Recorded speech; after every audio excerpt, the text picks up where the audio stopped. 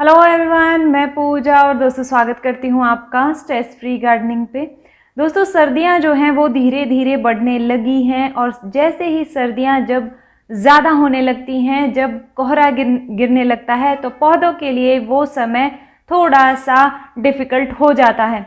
तो ऐसे में कुछ काम ऐसे होते हैं जिनको अवॉइड करना चाहिए और कुछ काम ऐसे होते हैं जिन पर हमें ध्यान देना चाहिए और उनको करना चाहिए। तो वही आज मैं आपके साथ शेयर करूंगी कि सर्दियों में जब पौधे डॉर्मेंसी में होते हैं तो आपको किन बातों का ध्यान रखना है, कौन से काम हैं जो अब नहीं करने हैं और कौन से काम हैं जो आप अब करेंगे या जिनका आप ध्यान रखेंगे।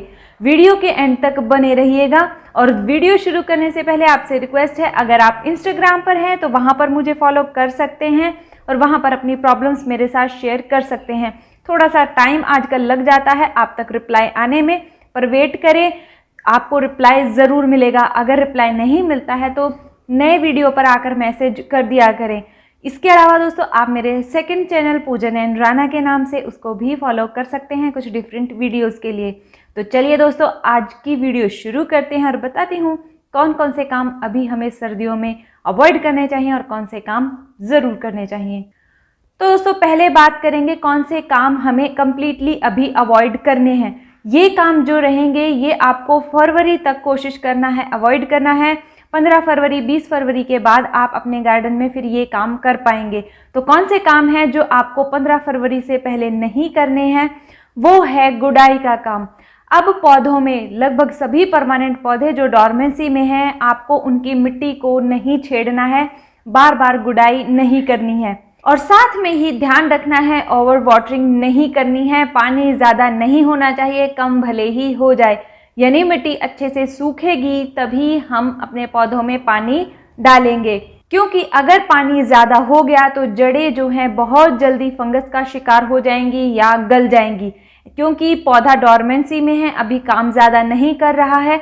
ऐसे में पानी ज़्यादा मिलने से पौधा जल्दी खराब होगा। उसमें अपनी जो मैं सिंपल शब्दों में कहूँ तो इम्यूनिटी उसकी बहुत वीक होती है इस टाइम पर, तो ज़्यादा छेड़खानी हमें पौधों के साथ नहीं करनी है।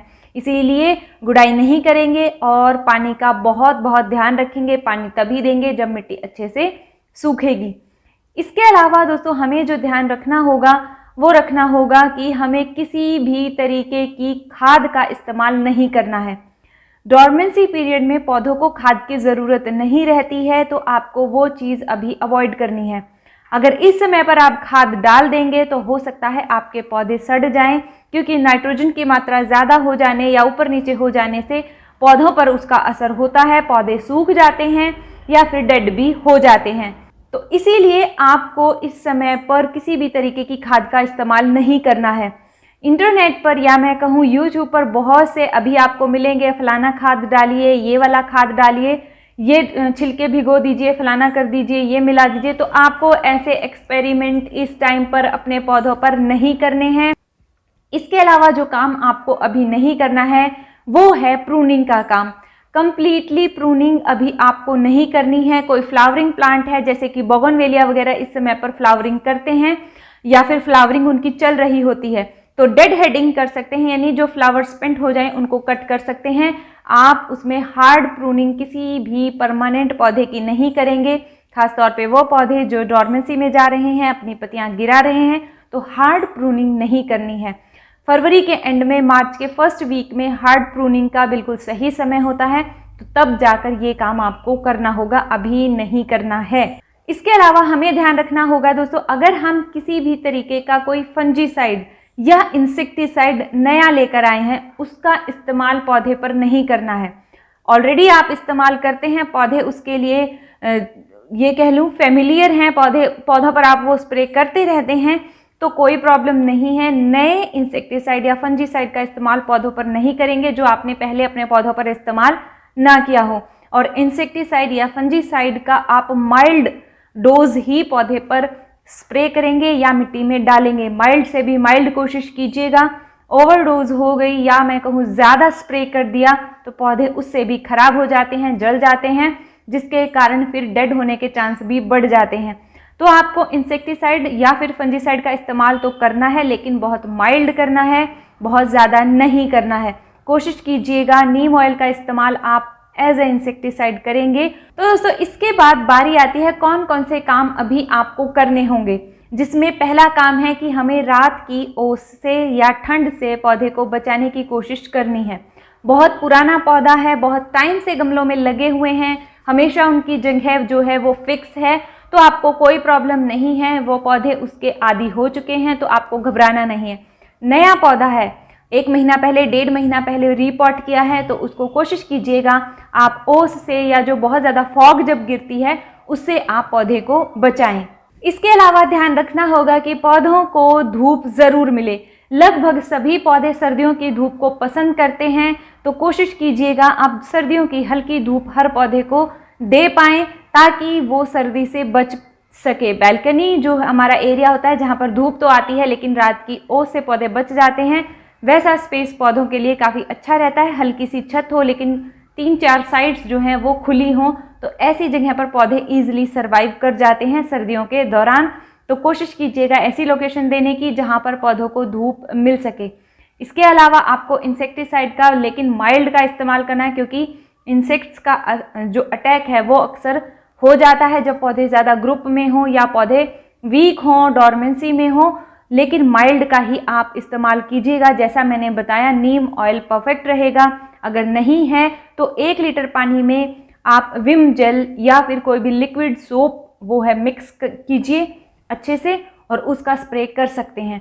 अगर आपके पास नीम ऑयल इंसेक्टिसाइड नहीं है तो ये भी आपके पौधों पर काम करेगा और वीकली या फिर 15 दिन में आपको रिपीट ज़रूर करना है ताकि उसका असर अच्छे से हो सके। इसके अलावा एक चीज़ और ध्यान रखिएगा, जो पौधों के नीचे की मिट्टी होती है, अगर बड़े गमले हैं, मिट्टी जो है वो ज़्यादा विजिबल है, तो ऐसे में आप मल्चिंग कर सकते हैं।